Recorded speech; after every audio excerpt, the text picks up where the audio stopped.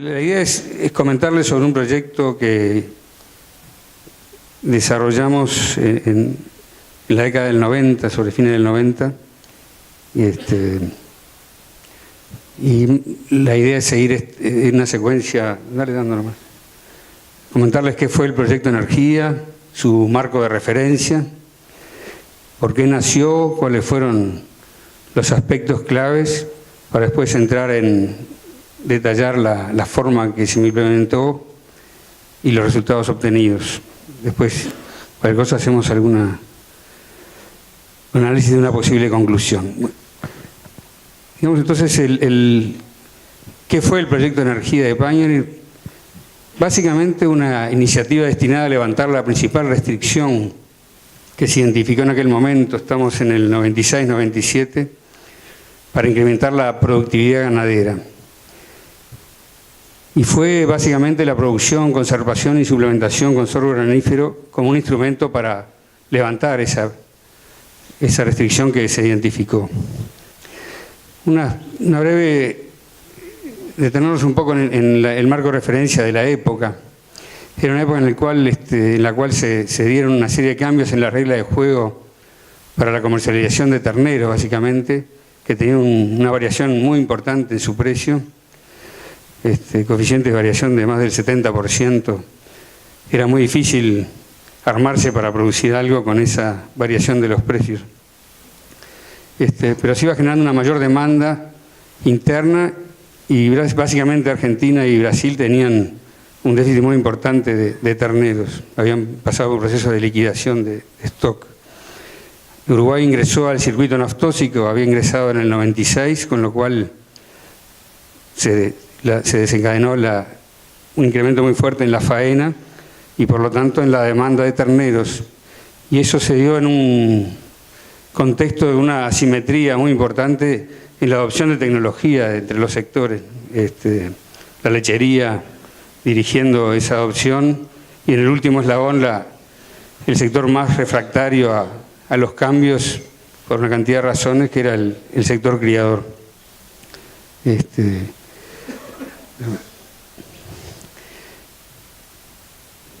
Aquí quiero mencionar muy especialmente al ingeniero Francisco Masitelli de Fucrea, el petizo que en aquella época, charlando con él, que manejaba muchos datos a nivel de predios y todo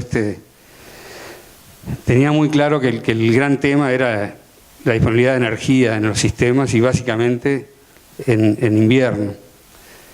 Francisco murió muy joven, pero dejó muy claro algunos puntos que fueron decisivos a la hora de identificar bien la idea, que yo siempre digo, es muy importante, más importante que la velocidad es la dirección, porque no hay nada peor que ir rápido en la dirección equivocada. Entonces acá lo importante era apuntar a la dirección correcta, ¿no? Entonces nació porque apuntó a resolver una necesidad sentida del sector ganadero, que veía que le estaba pasando el tren de la demanda ahí, al productor de terneros, que no podía variar la cantidad de terneros producidos. Había que mejorar sustancialmente la rentabilidad para hacer inversiones, pero que no podían ser muy grandes por el tipo, la característica del productor criador. Y tenía que haber tecnologías accesibles y de bajo riesgo.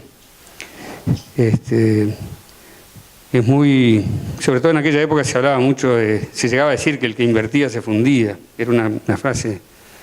Contra esas cosas había que apuntar para que la gente se animara a buscar soluciones a una situación bastante paralizante, que era no poder aumentar el número de vacas para entorar ni el número de terneros producidos con esas vacas. Teníamos la posibilidad de usar el sorgo Pioneer, que en aquella época nos daba la gran seguridad de adaptarse a las condiciones climáticas y agrícolas del Uruguay en general, y particularmente del área ganadera, que era donde apuntaba este proyecto, y por la disponibilidad de tecnología de siembra directa y utilización de silo de grano húmedo de sorgo. Disponibilidad de tecnología de siembra directa, estamos hablando del 96, 97, era un toque de optimismo también, pero para nosotros fue, como vamos a ver más adelante, decisivo el soporte que tuvimos de la Cátedra de Cereales de la Facultad de Agronomía, que nos dio la tranquilidad de estar ofreciendo un paquete que no iba a defraudar a los productores, ¿no?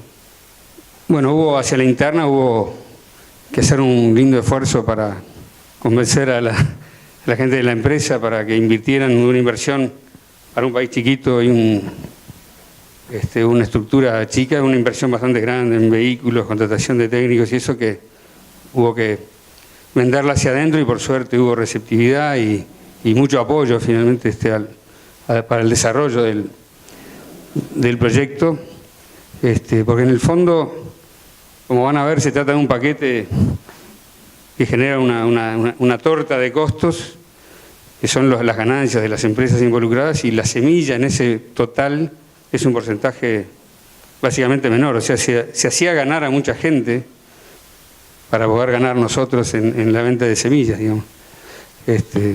Pero había que pasar por eso, no veíamos otro camino, por lo menos.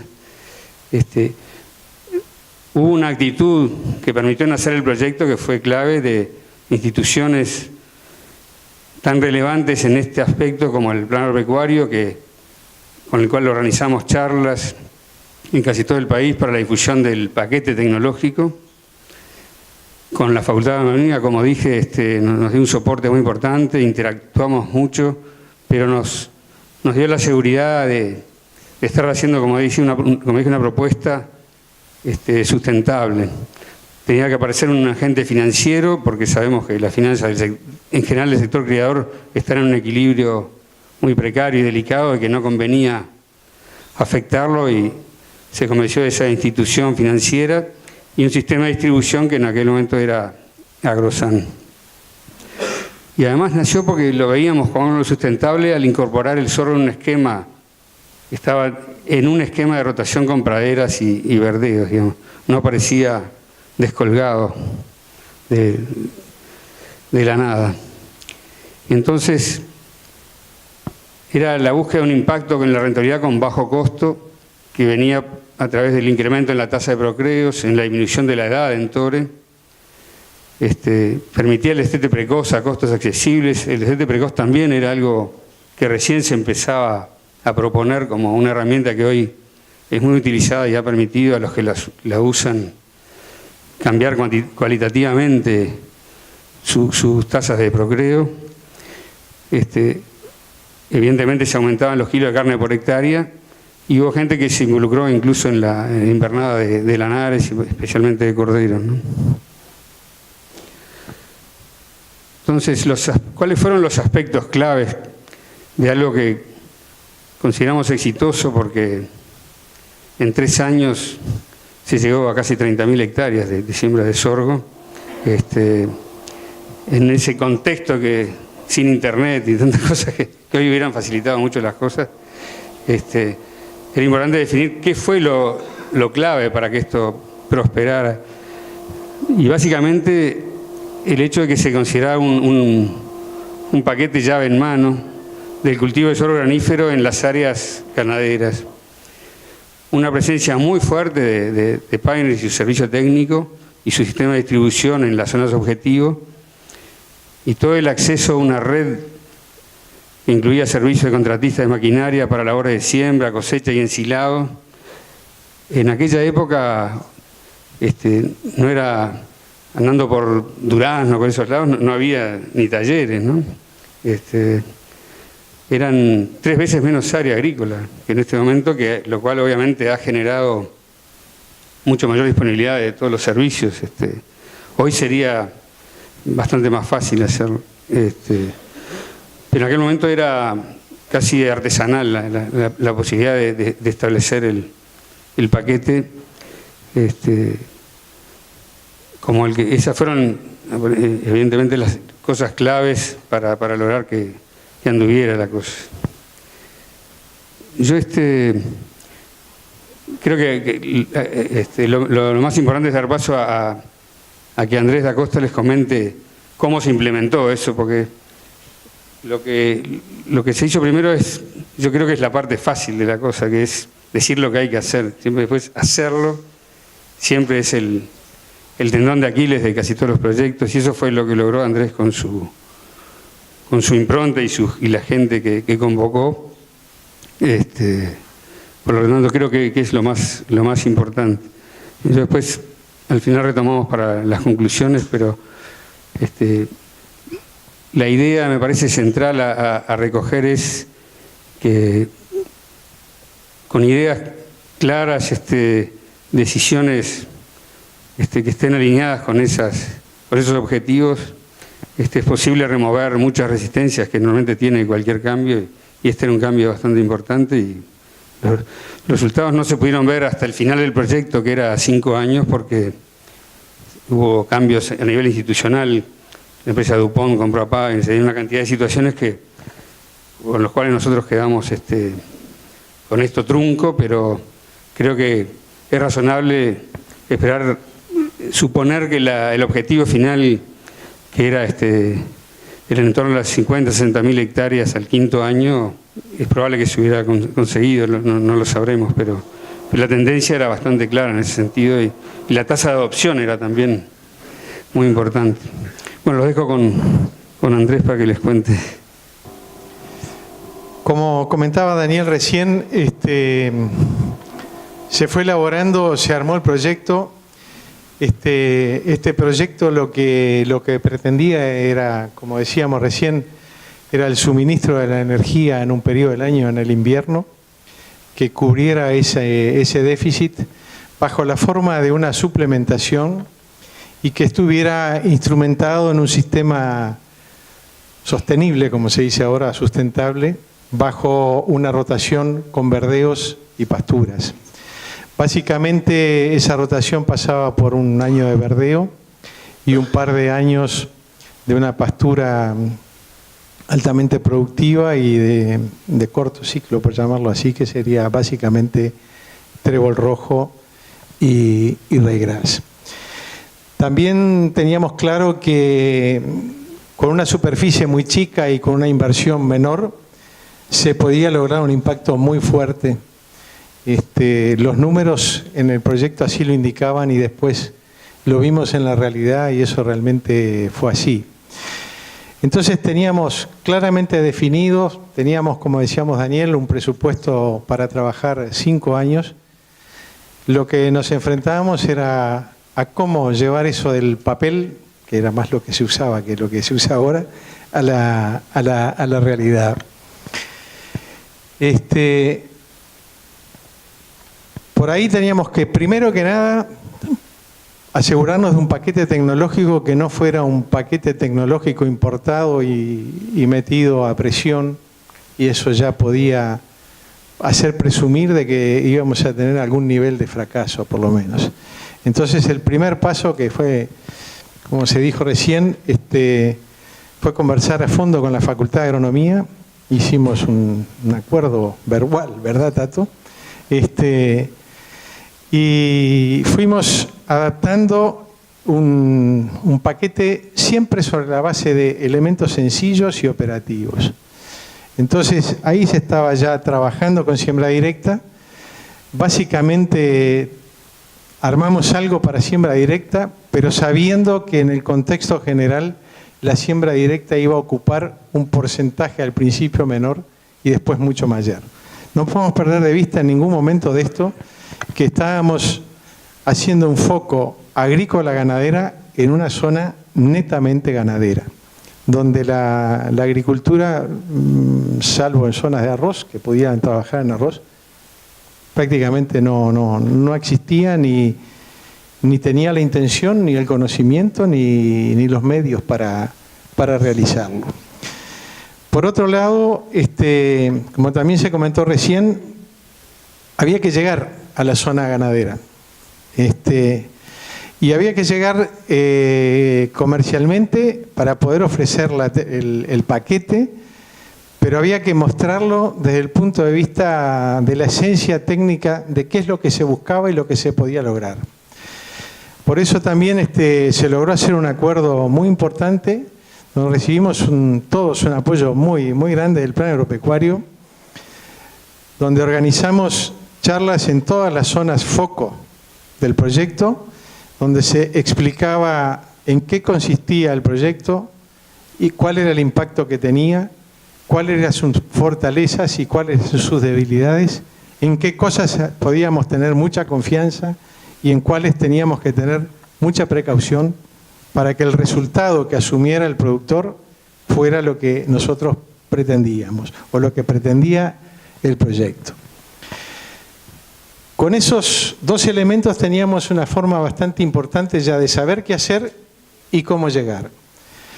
Después había que, el otro punto era cómo introducir directamente el proyecto, cómo ponerlo en marcha, cómo hacer el seguimiento del cultivo, cómo realizar la cosecha y cómo instrumentar la aplicación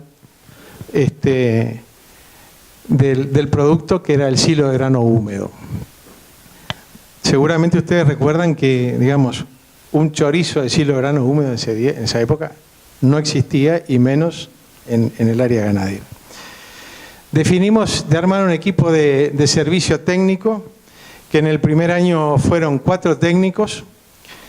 También tomamos algunas reglas bien sencillas. Buscamos gente joven, primero que nada, y que tuviera, dentro de lo posible, un vínculo con la zona que le estábamos asignando. Eso fue un éxito.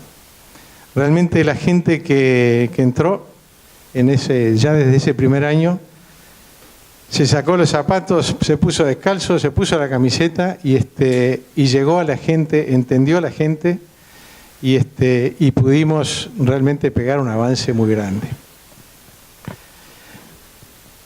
Y finalmente, 2 puntos que también ya se tocaron, había que tener un respaldo financiero.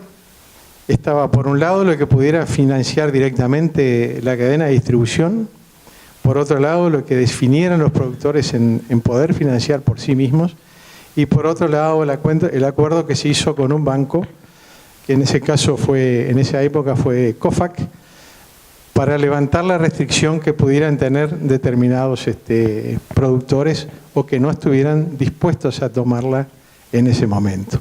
El servicio técnico de Payra en esa primera oportunidad ya tenía una capacidad para contactarse, para introducir y a su vez para servir de nexo, de alguna forma aconsejando y viendo con el sistema financiero dónde podíamos apoyar y dónde debíamos apoyar. La idea sería mostrarles básicamente algunos índices y algunos números del primero y algo del segundo año para que tengamos una noción. Pero, como dijo Daniel, nosotros teníamos un proyecto de 5 años donde íbamos a terminar con más de 50 o 60 y algún 1000 hectáreas. Para el primer año, los objetivos habían sido... Antes de decir esto, quiero comentar algo. El lanzamiento del proyecto de energía fue el 29 de agosto de 1997. O sea que en este momento estamos casi a 18 años de esto. Hay que hacer algún esfuerzo. Los engranajes adentro no están fáciles para traer para acá, de 18 años para acá. Pero lo quiero nombrarlo de agosto porque aquí estamos hablando de la siembra del 97 y el proyecto se lanzó a fin de agosto, o sea, vamos a decir el 1 de septiembre. Y en el esquema que teníamos con Facultad estábamos hablando de un esquema de siembras del 1 de noviembre hasta cerca de fin de año. O sea que teníamos un tiempo muy corto. Eso ya sabíamos que nos iba a limitar en el tema siembra directa, porque teníamos la propuesta absoluta de respetar los tiempos de barbecho. Estábamos ingresando a un sistema de pasturas naturales en su mayoría, donde lo más fácil era captar partes de campos que ya estuvieran bajo alguna manera de verdeo o de pradera para facilitar la instalación en el primer año. Entonces, los objetivos fueron en el entorno de los 100 productores, que acá marcamos 98, cerca de 4.000 hectáreas, y los modelos que habíamos ajustados nos daban que deberíamos de tener un promedio de 38 hectáreas por productor. ambicioso o no ambicioso ese número, eso fue lo que se logró, y la realidad que los hechos dieron los mismos números que habíamos proyectado, fueron los que logramos. Hablar de 100 productores en ese momento en la ganadería a nosotros nos parecía en el primer momento difícil, pero se logró, se plantó en fecha y no fue para nada traumático.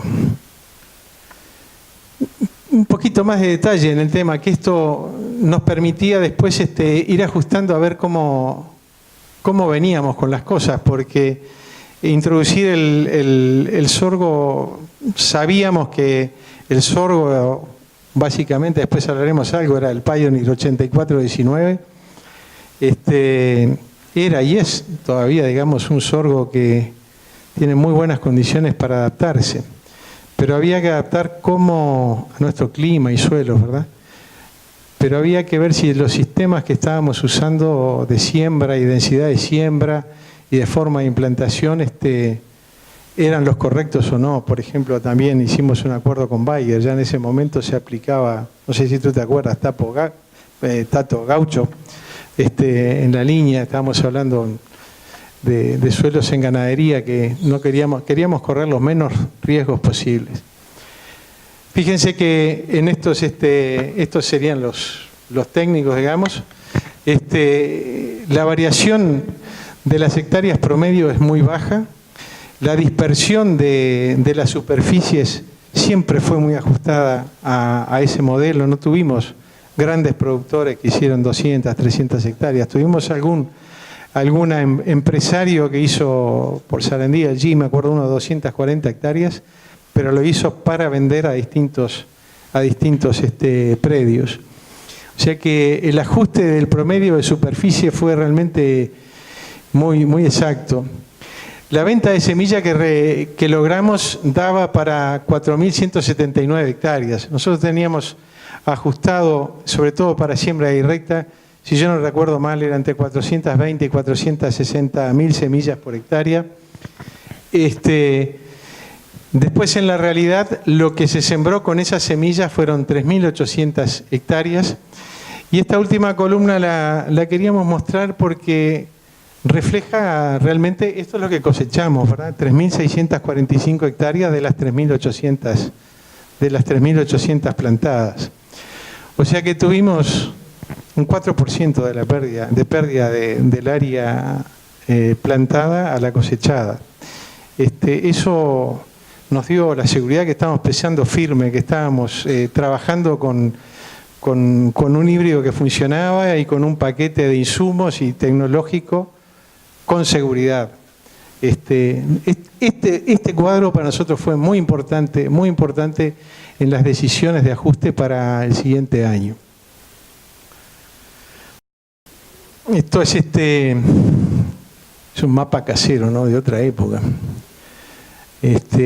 Aquí es como teníamos dividido las distintas zonas del país, pero olvidemos los puntos rojos que son exclusivamente comerciales. Pero los puntos negros son a los que apuntaba el proyecto, ¿no? Estos son todos los productores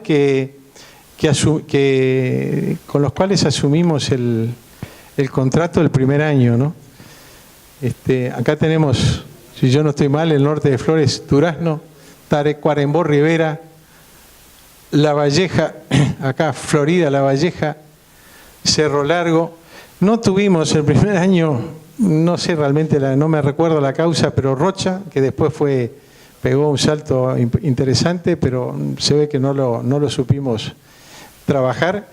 Pero el grueso allá, Artigas, en los lugares más lejanos, allí Artigas también contó con unos cuantos saltos, Paysandú, y lógicamente que hacia el litoral y litoral sur no pusimos el esfuerzo.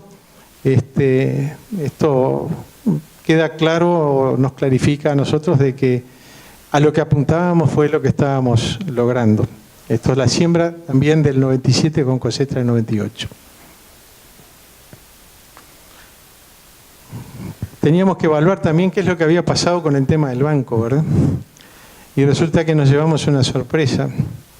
De las 4.000 hectáreas comercializadas, 3.000 fueron financiadas directamente por el productor, por los productores. 500 hectáreas a través del sistema de crédito del banco y unas 600 hectáreas financiados los insumos a través del sistema de distribución.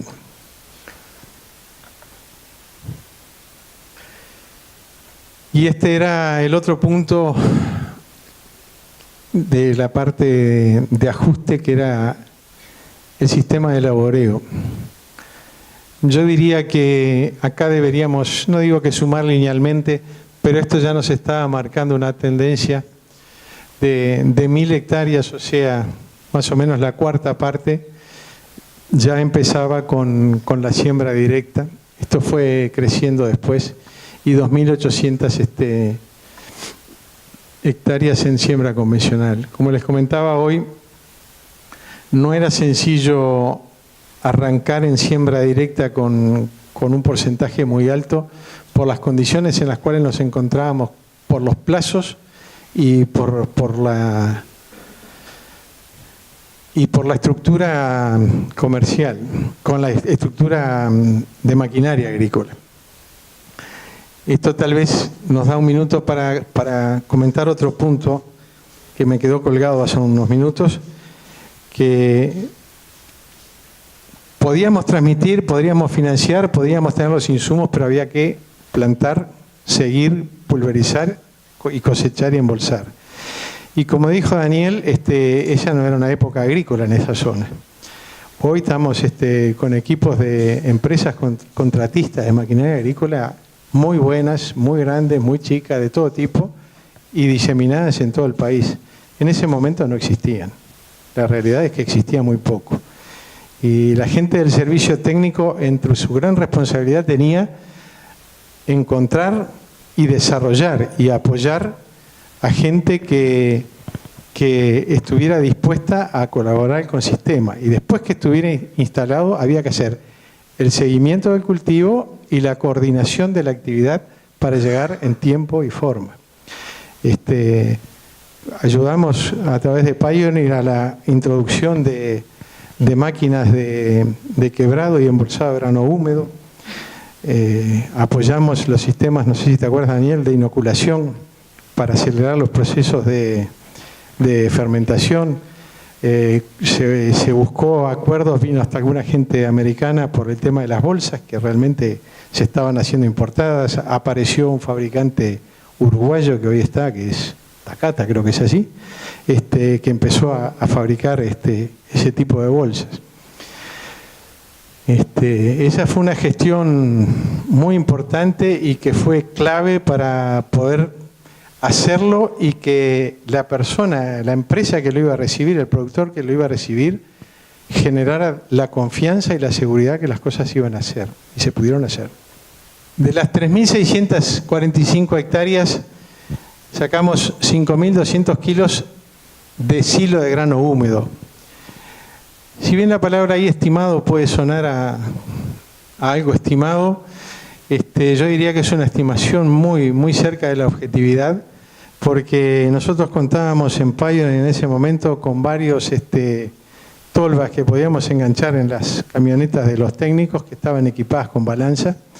No había, digamos, la posibilidad de estar pesando camiones y toda esa historia que aquí queda fuera, pero sí logramos chequear muchos, y además después teníamos calibrados la cantidad de kilos que cabían por metro de bolsa.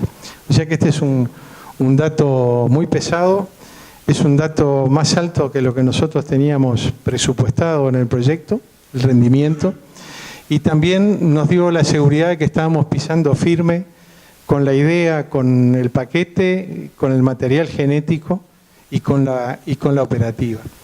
Ahora, fíjense que de cualquier manera, para esto ya estamos acá en el invierno del 98, con esta primer jugada se logran suplementar 70.000 vacunos, que eso es una cifra que consideramos que es impactante, ¿no?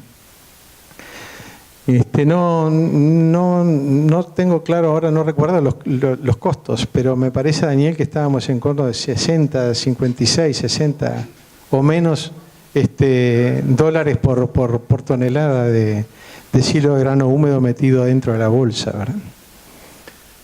Esto, resumir un poquito cómo fue que se trabajó, ¿verdad? Un servicio técnico de Pioneer que interactuaba con el sistema comercial y con la promoción. La promoción tenía lo que es prensa y radio y tenía la difusión técnica a través del plan agropecuario.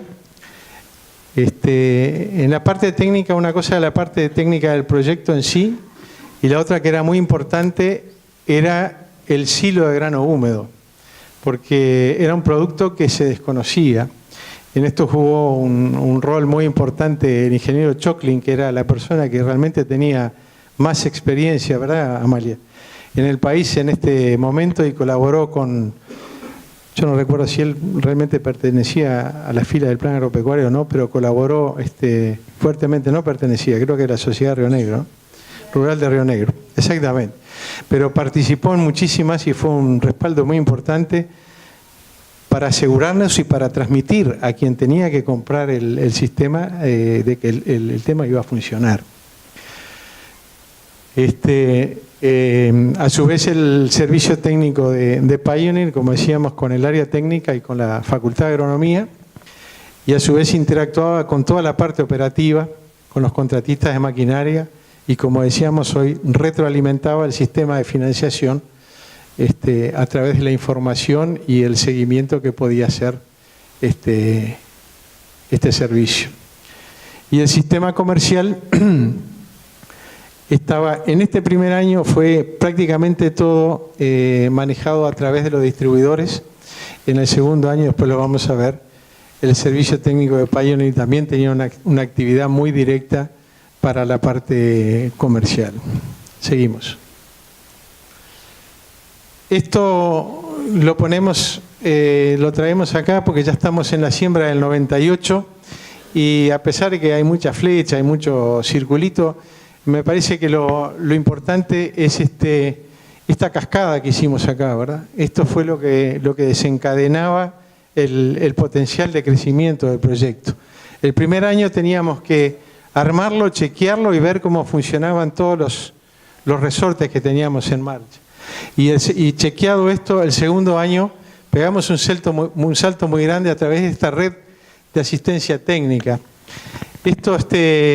Los primeros de arriba son personas full time en Pioneer y los segundos son técnicos en carácter de part time, que el sistema fue también sencillo. A cada uno de los 4 se les pidió que en su zona vieran qué conseguían, a quién contactaba. Ellos tuvieron toda esa responsabilidad y volvimos a conseguir gente muy joven, algunos terminando la carrera, algunos ya la habían terminado.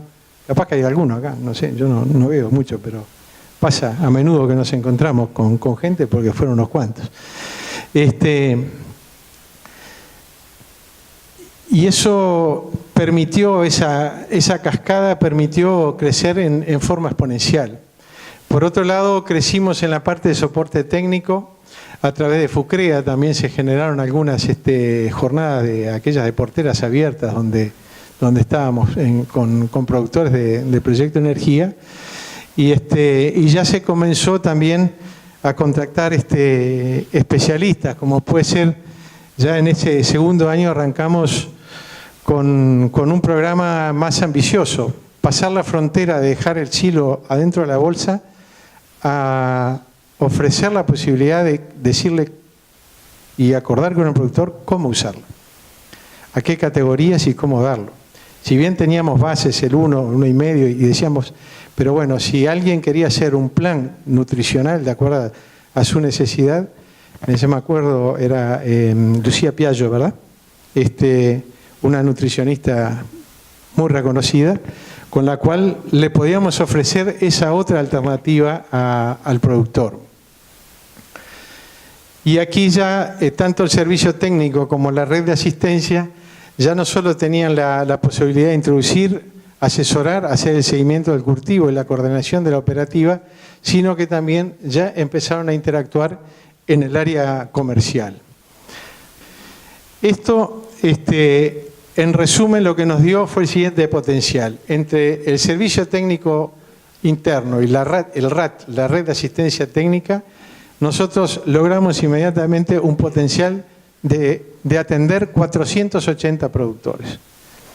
Pusimos un tope máximo de 20 productores por técnico y con eso lográbamos 480 productores a atender, de los cuales una vez establecido el cultivo teníamos 5 visitas técnicas, asesoramiento, seguimiento y coordinación de operativa. Y eso nos daba y nos dio la fortaleza de llegar con 2.400 visitas técnicas a productores, al cultivo, en la siembra del 98. Esto simplemente por un tema, digamos, gerencial de cómo manejábamos la operativa de venta y la proyección para adelante del proyecto. Esto es desde octubre hasta enero, ¿verdad? Es el periodo que estamos analizando.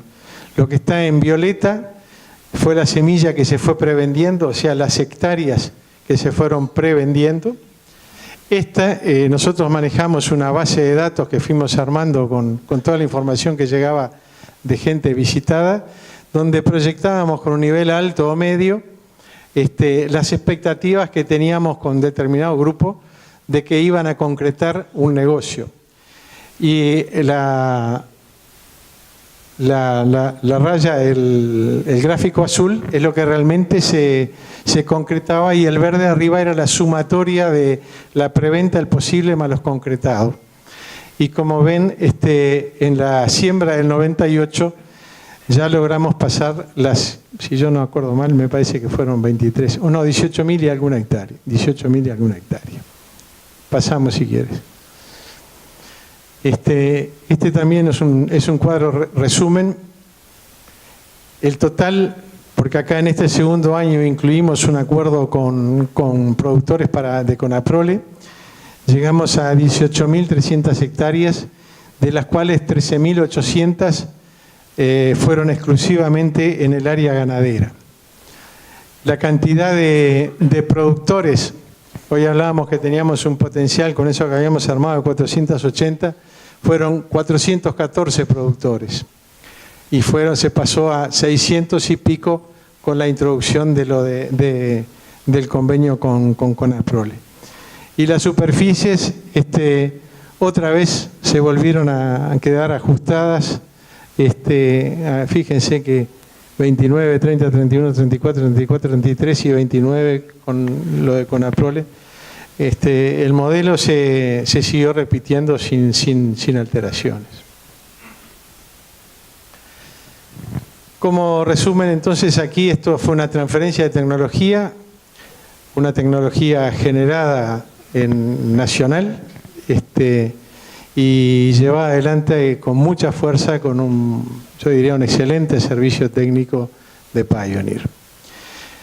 El paquete completo de insumos, por ejemplo, con Isusa se había hecho, no sé si hay alguien de Isusa acá, pero habíamos hecho un acuerdo, incluso el fertilizante que iba para el proyecto Energía tenía la bolsa Isusa y atrás tenía el logo del proyecto Energía. Acá participaron vendedores de agroquímicos, de fertilizantes. El productor recibía todo, como se pone ahí, llave en mano. Y lo mismo con la maquinaria de siembra y de cosecha. Por ejemplo, yo qué sé, en la zona ganadera era muy difícil encontrar una sembradora, muy difícil. Podías encontrar en algunos lados Cerro Largo o algo, o 33, a veces una semeato de siembra directa que podía funcionar en el arroz. Y ahí aparecía. Yo a veces pienso para atrás, no sé cómo hicimos para conseguir eso, pero, y además los contratistas que arrancaron, hubo uno grande, gente que le gustó la idea y se dio cuenta que esto tenía realidad y que se podía llevar adelante. Y bueno, se pudo armar. Pasamos, si querés, a la otra. Hoy discutíamos con Daniel de dónde era la foto esta, ¿viste? La verdad es que no nos animamos a decir, pero no me acordar. Pero la máquina no es muy nueva, ¿no? y bueno, esto es lo que había en ese momento, ¿no? El 84-19, yo estoy dedicado hace 15 años a otra... Los detalles de la elección del sorgo, cada uno de esos factores fue decisivo para jugarnos. Muchos dirán, tantas hectáreas con un solo híbrido no es nada prolijo. Pero incluso charlando mucho con la gente de Argentina, de Estados Unidos, nos convencieron de que no era un riesgo demasiado alto usar este híbrido, que por otro lado tenía una serie de ventajas. Una de ellas es libre de contaminantes. En aquel momento, pensar en meter un sorgo en áreas vírgenes, con un potencial de contaminarlo con Alepo, que era mala palabra, después Amalia nos ayudó a eliminarlo con el glifosato, pero fue un tema muy importante, el origen de la semilla. La marca, por supuesto, pero se trajo todo, mayormente de Estados Unidos, este híbrido. Por esa razón, entre otras, pero bueno, que fueran antipájaros era obvio, porque estaban las chacras en el medio del campo, tenían que nacer en cualquier condición, y el vigor germinativo del origen ese es también muy seguro, como todos sabemos. En Estados Unidos se dan las condiciones de otoño para producir sorgo de muy buena calidad. El ciclo, todos los aspectos que coincidieron en este híbrido, convergieron en este híbrido.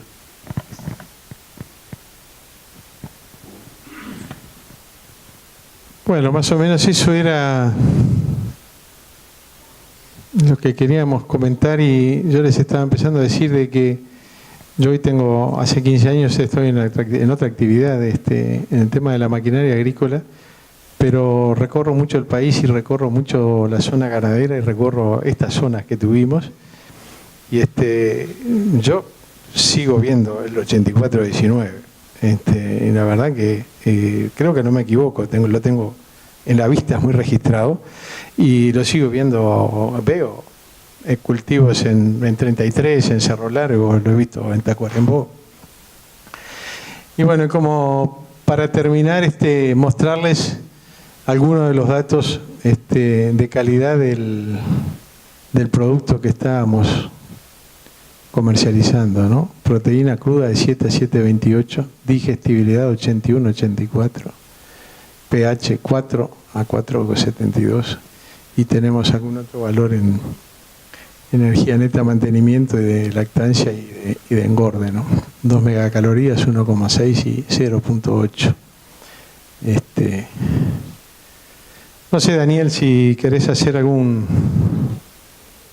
comentario más.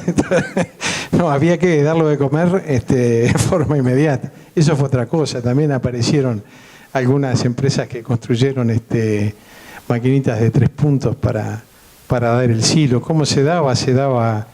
Eso también queríamos buscar una forma sencilla. En general se daba un chorrito que se daba en el campo directamente, se iba cambiando de lugar para evitar demasiado el tema del pisoteo y el barro. También se habían hecho comederos baratos con lonas plásticas, con plastillera, en fin.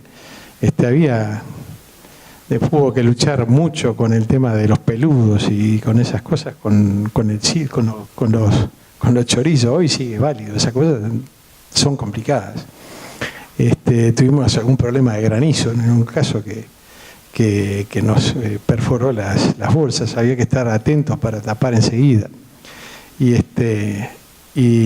Pero todo eso realmente funcionó y funcionó bien. Si hay alguna pregunta o algo.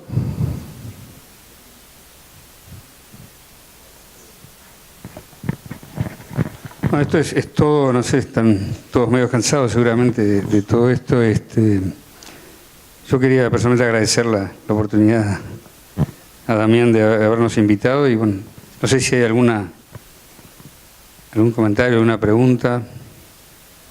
encantados. Muy interesante escuchar a los pioneros del sorgo aquí en Uruguay. Hicieron patria al principio, ¿no? Eran situaciones totalmente distintas a las que se viven hoy. Hoy tal vez sería mucho más sencillo avanzar en eso. Además de que hay que imaginarse lo que era la situación de la agricultura en el Uruguay, que estaba a 2 años de haber llegado a la superficie más baja en la historia del Uruguay, ¿no? En el 99 el Uruguay tuvo la superficie más baja de agricultura. Hoy lo que hay en Durazno es casi un 40% más de toda el área agrícola que tenía el Uruguay en el 99. O sea, y realmente los productores ganaderos eran muy distintos. Los agricultores también, pero los ganaderos... Hoy la superficie media agrícola por cada chacra anda cerca de las 80-85 hectáreas. En aquel momento la superficie agrícola por chacra agrícola era de 25 hectáreas. O sea, las 30 hectáreas que tienen ustedes, en términos relativos, las chacras de sorgo del proyecto de energía eran más grandes que las chacras de la agricultura. Desde aquel momento hasta ahora, el Uruguay perdió más de 10.000 productores. ¿Sí? Entonces, y además, y la superficie agrícola se multiplicó por 5, y la intensidad agrícola casi un 50%. Entonces, imaginarse en la coyuntura actual lo que era hacer 10.000 hectáreas o 15 o 20.000 hectáreas de algo era un disparate, ¿no? Y si hoy tuviéramos 100 productores dando vuelta haciendo algo de esto, tendríamos un área magnífica. Y además, muchas de las cosas que se hicieron en aquel momento más generaban información. Yo les voy a hacer un cuento, pero en Facultad de Agronomía, la última red agrícola para estudiar nitrógeno en sorgo se hizo acá. Nunca más se hizo nada. Descubrimos que el nivel crítico para echar nitrógeno en P5 de 6 eran 20 partes por millón. Con esta red. No me acuerdo si nos pagaron algo. Creo que nosotros fuimos lo único que no ganamos nada, ¿no? Pero, no, bueno, tenemos los penetrómetros de Pioneer, eso es cierto. Pero lo que sí es cierto es que no se podía hacer nada en aquel momento con el sorgo, porque cuando uno hablaba de generar recursos para trabajar en investigación en sorgo, la gente daba vuelta para otro lado. Pero hoy es así igual, ¿no? Les digo esto porque estamos en una jornada de sorgo en la mitad de los 15 años después de empezar el siglo XXI, y cuando uno presenta un proyecto para trabajar en sorgo, no es prioridad. Algo ridículo. Es más con lo que estamos diciendo que es el sorgo, ni que hablar con esto. Pero el nivel crítico que descubrimos en Uruguay con la red energía, que había una cantidad de experimentos, que es la primera vez que además habían experimentos distribuidos por todo el Uruguay, ¿no? Tener 30 experimentos en red en aquel momento es mucho, es muchísimo. Hoy sería mucho, pero bueno, todo eso era posible porque había una red que facilitaba llegar, y los técnicos del RAT hacían viable controlar experimentos, instalar experimentos. Ese nivel crítico, que fue calculado en 20 partes por millón, sigue estando vigente hoy. Y es imposible que cambie. Porque hace poco se hizo un trabajo financiado en el sur también por una empresa privada, porque no hay recursos para esto, y es exactamente el mismo. Y lo último que hay publicado, con un señor que se llama Yatar en Estados Unidos, da 20 partes por millón. O sea, nosotros estamos descubriendo cosas que además de proponer... Propusimos muchas de las cosas, el tema fecha siempre de preparación de barbecha, las primeras cosas con las malezas, el trabajo que se hizo con el tema de densidad y distancia, pero en eso no teníamos propuesta porque en realidad estábamos innovando, y además como nos salíamos fuera de la zona agrícola, teníamos la duda si lo que sabíamos para acá funcionaba para el otro lado. Y descubrimos un nivel crítico que es universal, que hoy muchos jóvenes, acá hay una cantidad de jóvenes, son formados en agronomía, con formación. Los estudiantes de agronomía jóvenes saben que la única grafiquita que conocen de rendimiento relativo y nivel crítico para sorgo fue generado acá, ¿no? O sea que Pioneer va a tener que volver a colaborar con la investigación de sorgo. Bien, Tato, tomamos la pelota. Bueno, muchísimas gracias por el proyecto de energía, por haber colaborado, de estar aquí y refrescarnos los comienzos de Pioneer y del sorgo aquí en Uruguay.